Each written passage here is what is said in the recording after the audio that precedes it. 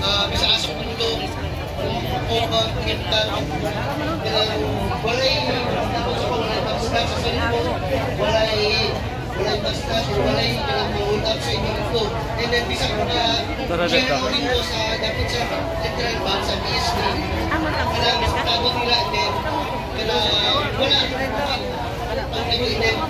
during the pandemic walay